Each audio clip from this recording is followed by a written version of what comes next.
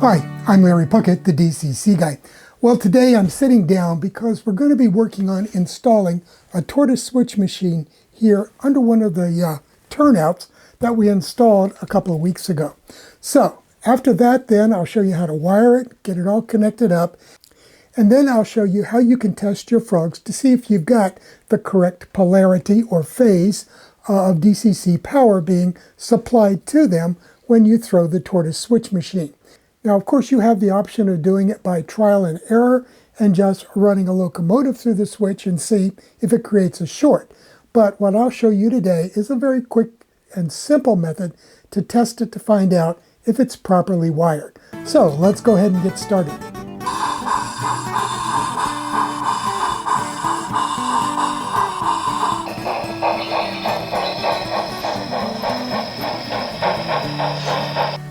Now I'm going to be trying something new today. I've got an iPhone set up underneath of this section of the layout where this turnout is located.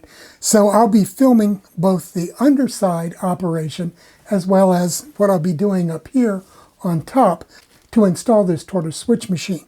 So hopefully it'll work. I don't know. I've never tried it before. And I just got a new clamp system to be able to put this in special location, so I want to give it a try at least. Okay, now, as I've shown in a past video, I have pre-wired my Tortoise switch machine so that it's ready to be installed. You'll note that I've got black and white for the two power leads, and then I've got red, green, and yellow for the leads through the single pole double throw switch here, and that's what's going to control the frog polarity. So red and green go to the bus wires, the yellow goes to the frog wire in this case. A lot of people will say, okay, why don't you just go ahead and buy the little clip-on removable contact devices? Well, you can do that, and but they do add quite a bit to the cost of a number of Tortoise installations, and I have probably 100 Tortoises here on the layout. So that would cost me several $100s to do those, whereas I can do this for free. I did a video, like I said, on how to prepare these in advance for installation on your model railroad, and I'll put a link to that above me here so that you can go back and take a look at it. Now, the first thing you want to do when you're installing these, get your throw rod on your Tortoise centered, because it makes it a lot easier if you're going up straight through the bottom of your road bed and through the throw bar on the turnout points. And then you can do that by just very gently pressing on this fulcrum here and get it back into center position. It's fairly straightforward, easy to do. Now, another thing I've done, you'll notice here I've applied a couple of pieces of double-sided foam tape. And this is something that DCC Concepts provides this type of setup with their IP digital switch machines. And if you read the literature that comes with the Tortoises, they recommend doing this, and that you can use silicone sealant or caulk for a more permanent installation and not even use screws. I'm going to be using this because it makes it a lot easier when you're installing your Tortoise switch machine, because once you get it located perfectly, you can just press it into place and it'll stay put while you add the screws and do other things, and you won't knock it loose again. Okay, let's go ahead and install this Tortoise switch machine here on this turnout. What I'm going to do then is take this and place it underneath of the road bed. So I'm going to slide it up through here. I'm going to need to stand up to do it. And so it went right in. I'm going to center it and push it into place, at least temporarily. And I can do that just by pushing it up, and it's going to stay by itself.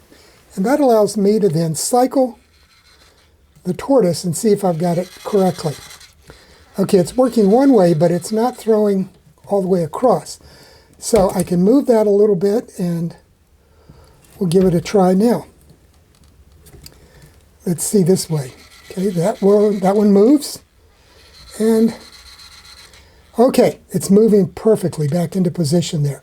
So now that it's in place, I'm going to push as hard as I can to get that adhesive on that double-sided foam tape to hold. And then while it's in place, I'm going to start installing some screws to hold it permanently, because I'm not going to use the silicone sealant or caulk or anything else. Okay, here we go.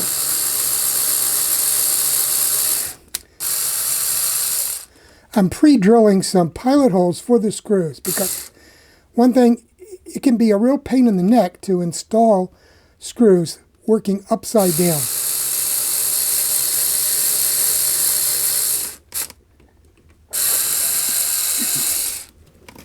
Okay, now let me work on the back side here.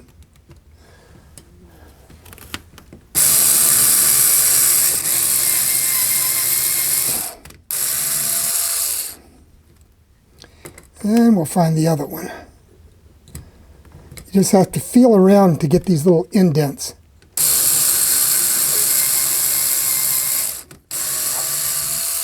Okay, that's got the 4 pilot holes. Now let's see how many times I drop the screws before I get them to start even.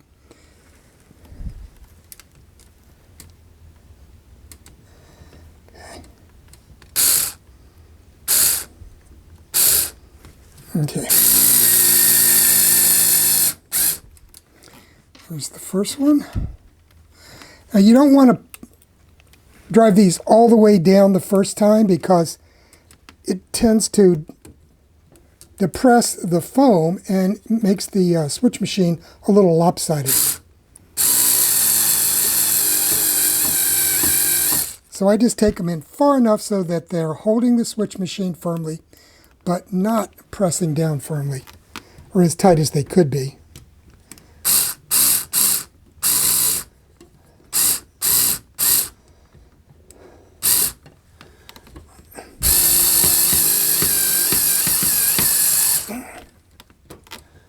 Okay, that one's done. Okay, let's see if we can get this last one driven home.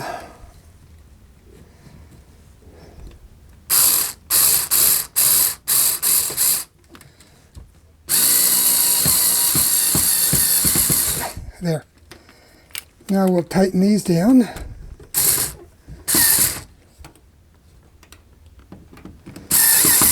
Okay, so that's pretty good there.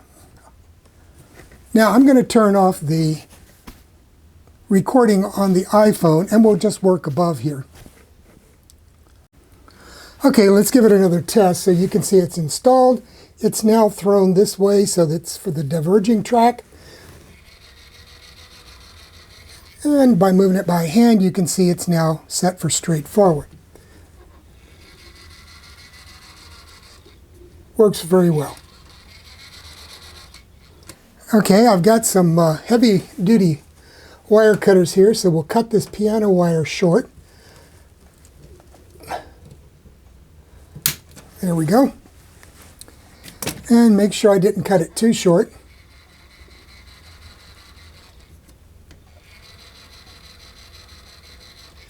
Now on this Tortoise switch machine, I use the standard throw rod wire that came with the Tortoise.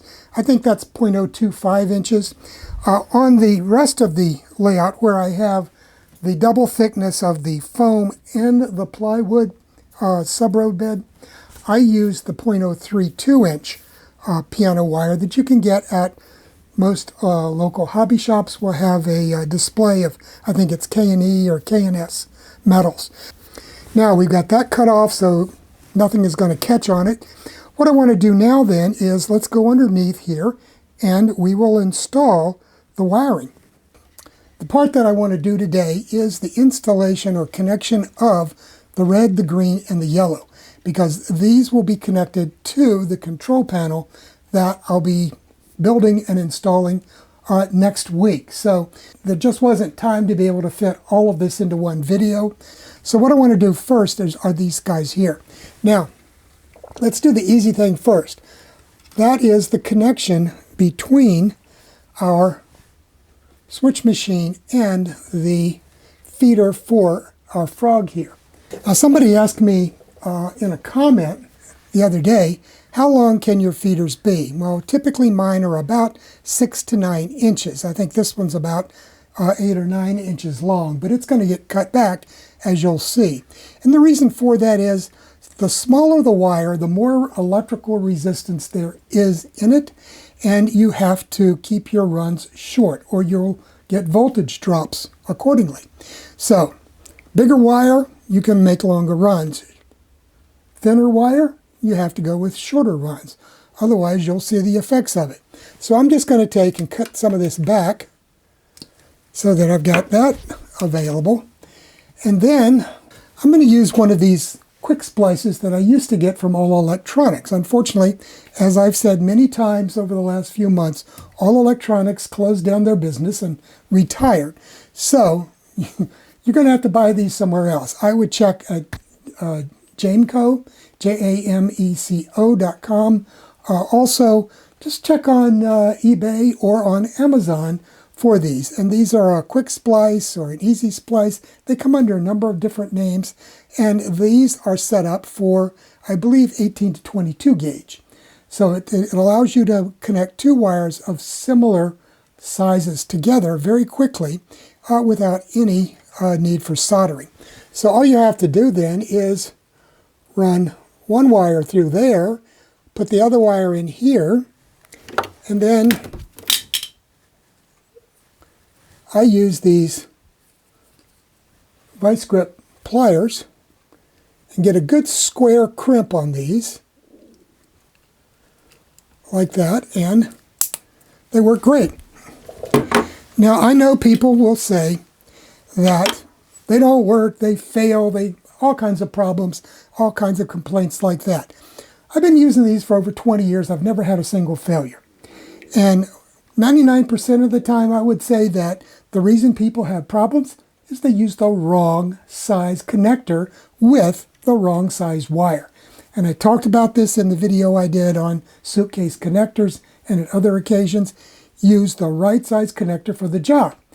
Don't use the wrong ones, because if you use one that's too small, it will cut into your wire and that wire will fail. If you will use one that's too big for the wire, then it will be a slop fit and you'll get intermittent loss of power. So, use the correct size suitcase connector for the job that you're doing, and use the correct type. These are not like the ones that you get from our friends at 3M, which are made for working with two different sizes of wires. Hit that little red subscribe button, and when the little bell comes up, click on it and click all. So we've already got the feeder from the switch machine to the frog here already installed. Now, note here, what I've installed here are spade connectors. So they're a little flat connector, and I'm going to be using them with my T-taps. So these are a type of suitcase connector, so they clamp down over a certain size of wire, and then when you close it, it's got a little opening right here, and you can insert one of these spades into it and make a quick connection. And then if you need to do something later, you can pull it out. So it's like a plug on a lamp or something. You can plug it in and unplug it as you need to. So in this case, I'm going to be plugging these into my DCC power bus, and then I'll be able to connect these guys up very quickly. And if I ever need to take this out, I can disconnect it quite easily. Plus, it'll come in handy in a minute when we're testing the frog to see if it's correct or not.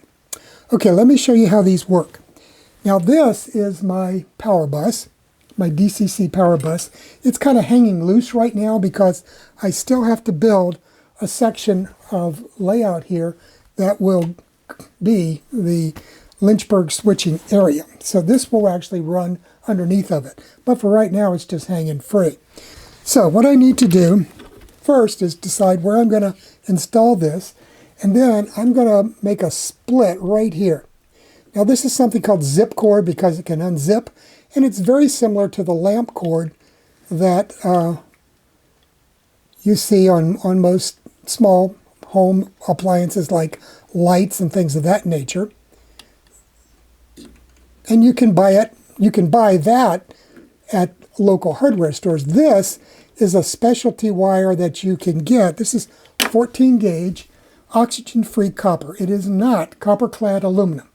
And I've shown how to do this previously, and I'll put a link to this if I can find it in the description so that you can buy this if you want. But it's 14 gauge wire. You can just pull it apart very easily.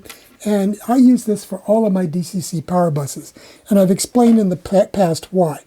Okay, let's put this in here and then close it down. So it closes like any other suitcase type connector. And then I'm going to clamp it down. Just like that. And that will give me a solid connection in there. And then I'm going to do one on this opposite wire. Okay, so I've got the other one installed here. Let me make this crimp, and we'll be done with this part. Okay. So, there it's done. Okay, now all I have to do is take these guys, push one in here, and it makes a connection. Push this one in here, and it makes another connection. So that's it. That's all there is to making that connection. Now later on, if I find out that my frog polarities are reversed from what I want, I can simply come under here, disconnect them, and plug them in the other way around, and it will correct the polarity at the frog. And we'll show you that here in a minute. Okay, so we've got the frog connected, we've got this connected. What else? Now right here, this turnout is the one that I spiked the points into position here because it's always going to be used for trains to go across to the other rail or the other track and go down the helix. So this frog is always going to need to be one polarity. So all I'm going to do is take this yellow feeder from this frog and I'm going to permanently connect it to the bus wire for the correct polarity. So let's go back down and take a look at that. Okay, this one, I'm going to put it right here. So I'm just going to take my X-Acto knife, make a slit between them so that I can install a suitcase connector for this. And this is one of the 3M905s. Now, as I said, this is a 3M number 905 insulation displacement connector, IDC, better known as a suitcase connector. And this one is designed so that on the outer side, it can take a 14 to 18 gauge wire. And remember, this is a 14 gauge wire I'm working with.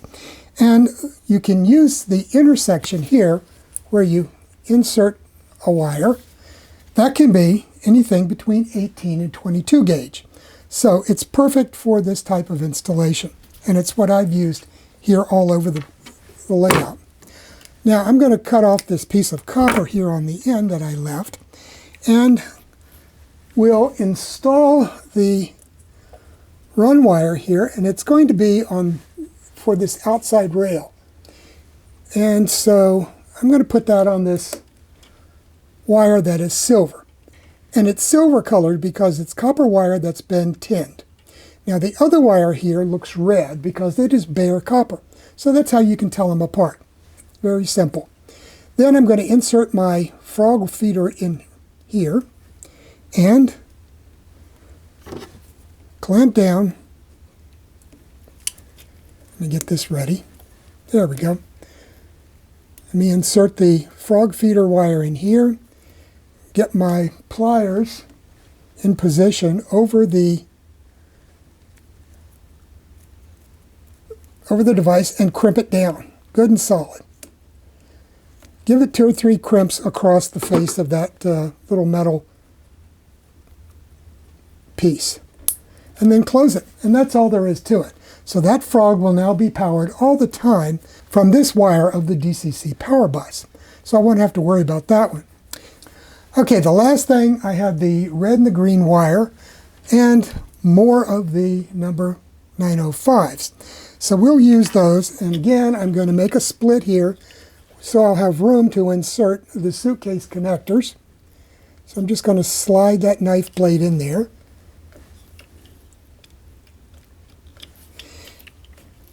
On the layout, I use the green wire with the silver colored wire in the bus and the red wire with the copper colored wire. That's one easy way to remember it. So I'm just going to slide that in there, the green wire, and we will make this crimp.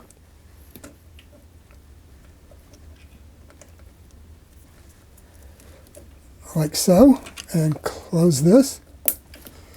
And then this one's going to go on the red wire.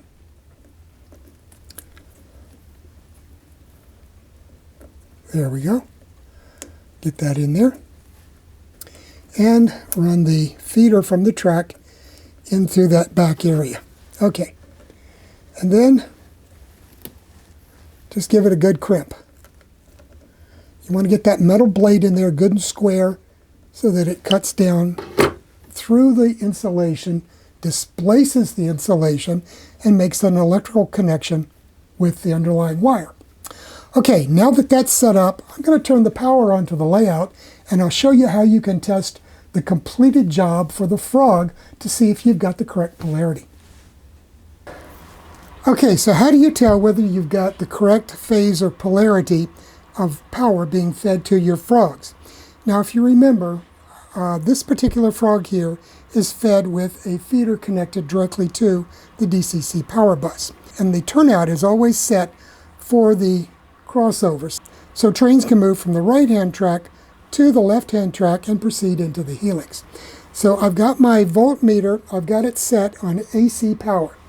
So all I have to do, see if I can get this at the right angle so you can read it or see it. Put one of your contacts on the opposite rail and this one on the frog. And if you see, it's reading 14.8 volts.